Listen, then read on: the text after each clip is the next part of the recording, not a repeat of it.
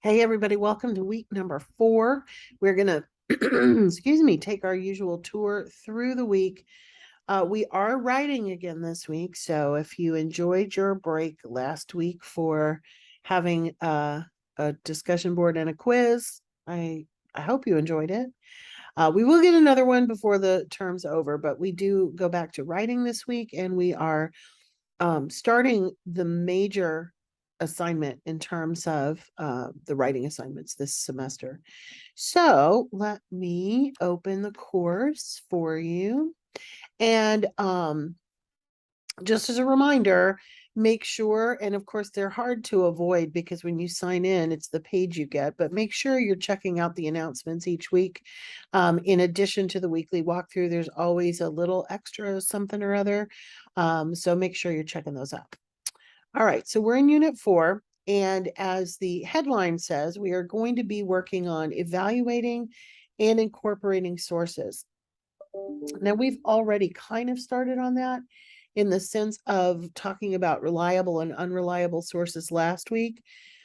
This week, we're going to concentrate even more on that, and you're going to be looking for sources, really deciding whether or not a source is useful. Even if a source is considered reliable, it may not be useful to you in terms of writing an essay. So anyway, that's what we're focused on this week. Your readings and resources, as usual, have a lot of information, including some readings from the text. The links are right here for you to do that. And then you've got some video. This is an important video on how to use the library databases to find articles. Most of the research that you're going to be doing in college is going to be academic in nature, which means we're gonna break our Google habit. Not that Googling things is not important. I do it every day, sometimes every hour, but it is important that you are using academic resources for academic classes. So this is a good video on how to do that. And then in terms of evaluating sources, you've got another couple little readings and an activity. Now, remember these activities, let me double check. Oh, that may mean it's working. I'll put the link to the video anyway, or to the resource anyway, because of course those interactives had not been working properly. But that's your reading assignment and all the resources for you to check out, in addition, of course, to this video and anything else that I post for you this week. When you are ready then to do the assignments, you will have 2. First, of course, is the discussion board. This one is similar to what we're doing in the argument essay, but on a not so controversial level. Sometimes argument essays can get into heavy duty topics. This is a little bit more fun. So to give you some perspective on writing pro and con assignments, which is what we're going to be doing, we will write about the pro and con of using a product. When you write about the pro of a product, you focus on one reason that supports that particular product. When you write about the con, same thing. You only need one reason for each, one pro, one con, but you can have more than that if you want to. You should select a product that is interesting to you. It calls it fun. I don't know if I'd call any of these fun, but anyway. You can write one paragraph about the pro and one paragraph about the con. You can pick any product really, but there are some suggestions here. One is a water bottle. Last semester, somebody got really upset about that, but we're talking about reusable, typically reusable water bottles. Self-driving cars, you could also switch that up to electric cars. One of the cool things about this type of list is that you don't have to use something on this list, but you can use it to kind of inspire you. Jelly beans, very non-controversial topic there. Video games and ebooks. I have a friend who is obsessed with hating ebooks, and I read nothing but ebooks now. So we do have some interesting debates over it. So in your responses to each other, you can review your peers' products, especially if you're familiar with them, and see based on their pro and con, would you use it if you have not already? Did anything persuade you to try the product or not try the product? That'll be in your responses to others. The schedule's normal, so post your own post by Wednesday, and then at least 2 follow-up replies by Sunday, as usual. And of course, you can access the rubric right there if you would like to remind yourself of how those are graded. Now, the Unit 4 assignment length. This is one of the formal writing assignments, and this is going to get you ready for your argument essay. So you have 3 choices for topics. One is whether or not students should be allowed to use cell phones in physical classrooms. A little tricky for us because, of course, in a fully online environment, you can do whatever you want. But I would maybe even think of it in terms of not college necessarily, but elementary or high school. There's a lot of debate over that, whether or not, teachers should be able to take the cell phones at the beginning of the day, use little pockets. That's a common way to do it. The next one is sports gender pay gap. There definitely are gaps between the genders when it comes to being paid for professional sports. Of course, not all sports have females involved in them in terms of the pros. So that's another thing to maybe look at. But what about the gap in gender in sports? And then, of course, childhood obesity. You're really looking at causes and effects there. Cause and effect papers are argumentative by their very nature because people don't always agree over what those causes are. The other thing I want you to do is to make sure that you open the document and maybe even print it out. This is the full assignment, and this is where a lot of folks have lost some points that you don't really need to. You just need to be sure that you're doing the full assignment. So I normally do not read these to you, but I'm going to do it this time because we had some problems on the last time. We had I'm not going to read the whole thing, but I'm going to read parts of it here. The assignment requires you to write 2 paragraphs to explore the issue you select from the list. Each paragraph should focus on one topic related to your issue. For example, if you select sports gender pay gap, first begin by determining what you know about the overall issue. Why do some experts argue for a gender pay gap in sports? Why do some experts argue against that same pay gap? What solutions regarding dealing with the sports gender pay gap are important to consider? And what do you think your own position on the issue would be? Remember, when you're writing about your own opinion, you do not have to say, I think, I feel, I see, I believe. You're just going to state your opinion and back it up with research. Then determine 2 reasons or topics that you want to explore this in your pre-write assignment, because that's what we're doing here is getting ready for the argument essay. Write 1 paragraph exploring one topic related to the issue and a second paragraph exploring another topic also related to that issue. This assignment is designed to let you explore what you know about the issue. In 1 paragraph, you will use a direct quote to support your topic. In the other paragraph, you will use a paraphrase or putting some research into your own words. Please see the explanation of a direct quote and paraphrase below. You should treat these 2 paragraphs as body paragraphs and write them using objective third-person language. Right now, you do not need to include an introduction or a conclusion, just the 2 paragraphs, and these would be in the middle of a paper down the road. So you've got a reminder, excuse me, you've got a reminder of the issues. You've got a link to the library to research the topic. Excuse me, you only need 1 article, but it has to be from the library, and you cannot use things like Wikipedia or procon.org. It has to be a real article. Read the article, underline important sentences that will offer information about the issue, create 2 paragraphs that explore that issue, and each one will have a different reason associated with it. You should start each paragraph with a clear topic sentences. One of the paragraphs should have a direct quote, the other should have a paraphrase. You have to cite both. And there's a reminder here of what an in-text citation includes. It's going to have the author's last name, year of publication, and page number if there's one available, especially for the direct quote. An in-text citation for the paraphrase will have the author's last name and the year of publication. And of course, if you use the author's name in introducing the quote or the paraphrase, you won't need to repeat it in the in-text citation. It would just be the year. Make sure you create a reference page for the article.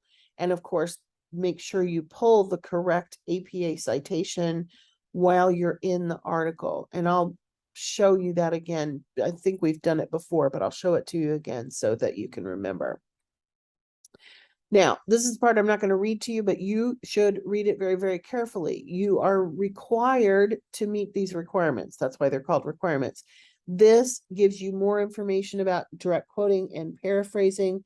We have learned about that before, so you can always go back to previous units and reread those materials as well. All right, so let me remind you real quick how to use the library for this assignment. I'm going to exit this so that I can get my library link.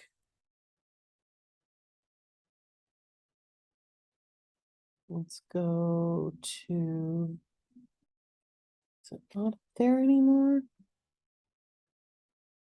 Let's see, do we have a link to it? I guess there is a link to it in the unit. So let's go here.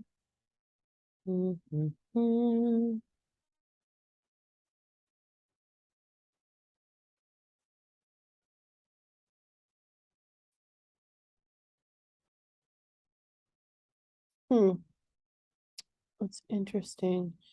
I apologize. There have been some changes in the in how this is set up. Blackboard just did a big redesign, so that's probably why I'm not finding it. But anyway, when we need to log in, so you'll need to log in with your student information. Oops, now it's signing me out. It's gonna be one of those days.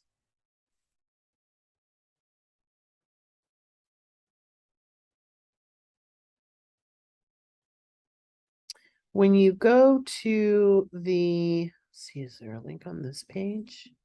Nope.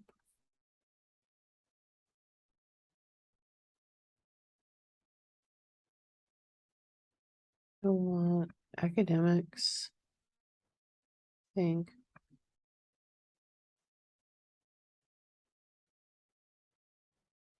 Oh, good grief. Student services. Is it there? There it is. Okay, so on the main page, if you go to library, and then you're going to search.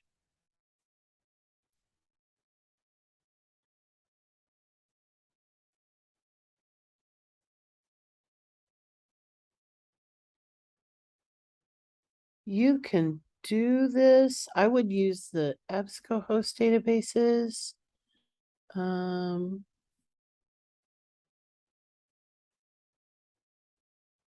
Grief.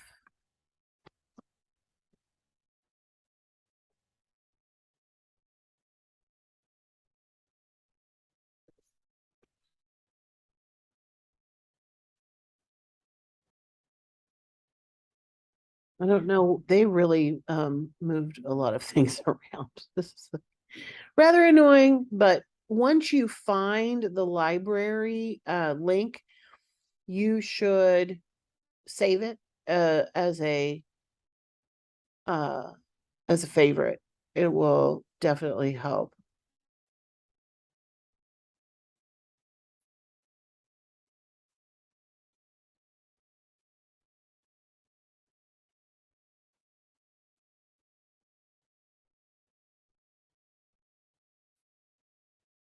Maybe we have to go through academics.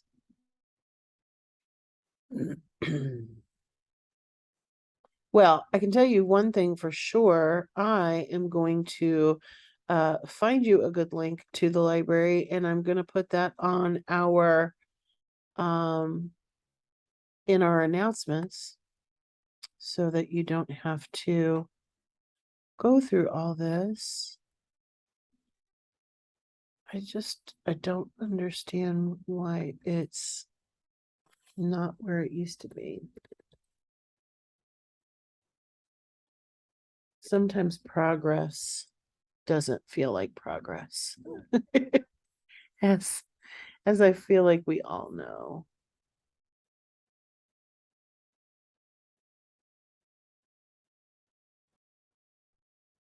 There used to be a link directly in the classes.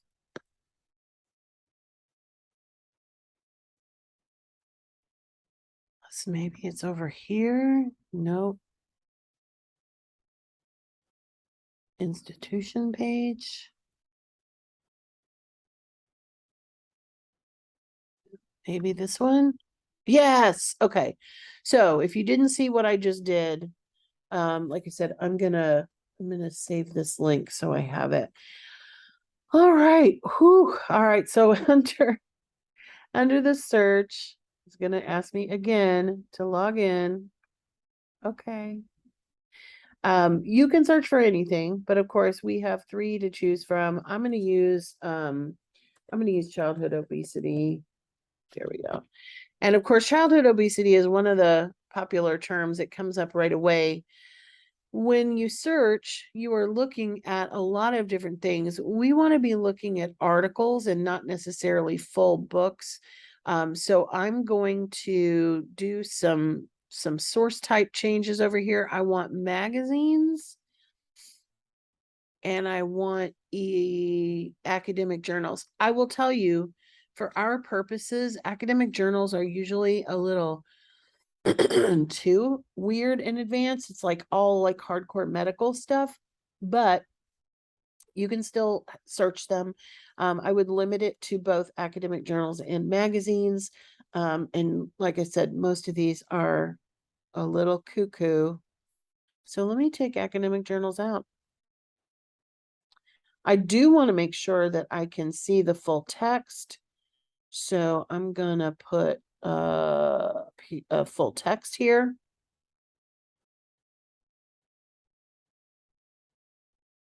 And the number one article is probably a great one. It's a 4-page article on reasons for the rise in childhood obesity, and that's exactly what we're looking for. So let me click on this and let me show you and remind you that when you're using library resources, you have this wonderful button over here. I'm not going to copy and paste this into Word because I've already got something in my thingy that I want, but this will give you the correct citation. Now, this name, you would have to uncapitalize it, just use the first letter capitalized, but everything else should be okay there. Technically, you can uncapitalize rise, childhood, and obesity. If you don't remember to do that, it's not a big deal. I do not hold that against you. I might remind you that APA doesn't use traditional title caps, but there's the citation that you will use on your reference page. And then to read the article, you click over here on PDF full text. This is where you will take your notes. This is where you will find your quote that you want to use and some piece of information that you can paraphrase, put into your own words. All right. And then you will cite it. It does have page numbers. Notice this was on page 26. This was on page 28. So when you quote, you will be able to pinpoint the actual page number. And then, of course, the year was 2022. So we would have Pitaway 2022 and the page number for the quote, Pitaway 2022 for the paraphrase. All right. Phew. You're not alone if you get confused and have a hard time finding information. I will mention this is a great resource once you get to the library page. And like I said, I'm gonna send you this link. But the librarians man this or woman this or people this. And so you can put in your name and have an actual chat with a librarian. So if you do have a hard time finding sources for any class, make sure that you make use of those resources. There's also a contact us, which I assume takes you to where you can email. So if it's in the middle of the night and nobody's on the chat, you can always email for help as well. All right. Whew, what a morning. You can definitely tell it's Monday. If you have any questions this week, though, do reach out, let me know, and happy hunting for articles. It's a good time to be doing research.